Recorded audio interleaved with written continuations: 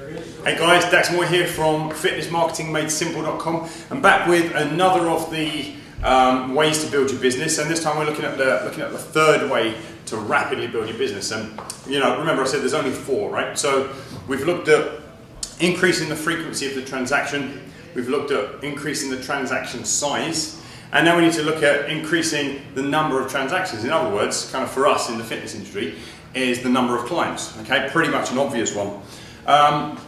And this, to be honest, this is the area where most trainers feel comfortable. This is the area, people are always trying to get an extra 10 people on their boot camps, or they're always trying to get an extra 10 clients and all that kind of stuff. It's fine up to a point, okay? But just understand, certainly in the fitness industry, because we're a service, we're not just selling a product, right? Selling a product, you want to sell a lot of units, right? Kind of that's how you make your money. The more units you sell, the more money you make, okay?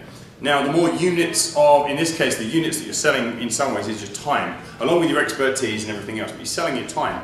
So if this is the major kind of transaction that you're entering into from the marketing perspective, if what you're doing is you're saying, right, I want to get another 10 hours and another 10 hours and another 10 hours still, or you're saying I want to get, we've been led to believe, for example, that the great thing about boot camps, for example, is that you're still only spending 1 hour, but now you've got 30 people instead of 20, and now you've got 40 people instead of 30. So it makes it sound like a really good investment of time. However, as all of you who run boot camps know, every single new person you bring to boot camp is another person who's contacting you, asking you for information. So one of the biggest fallacies in boot camp, for example, is that you're making all that money out of 1 hour when you're really not. Okay, all the work that goes into preparing it, all the work that goes into lugging all the kit to it, if you're a kit-based outdoor boot camp, and then all of the administration of chasing up 40 people who have all got questions about the last hour instead of one.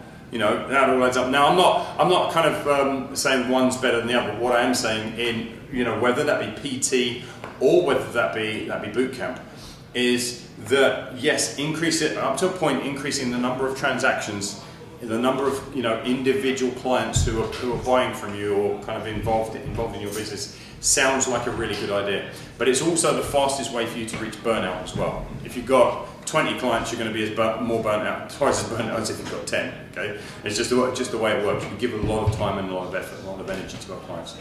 But look, there are so many different ways for you to get more bums on seats. There are literally thousands. You guys know most of them, and in future videos I'll talk to you about them. But just bear this in mind, that whilst this is the most common area that personal trainers focus on, it's probably the one that they need to focus less on, unless obviously you've got an absolutely empty diary. If you're sitting there with hardly any clients, you want to focus on it a bit more. But once you get, say, to the point where you're at 20 appointments a week or beyond, then from that point on, really, you should be focusing on one of the other strategies, because they're gonna kind of exponentialize the return on your efforts, right? So instead of an hour kind of making you this amount of money, and it's going to actually turn into a lot more for you. So look, that's kind of method number 3. It's increasing the number of transactions. Hope you find that useful. Take care.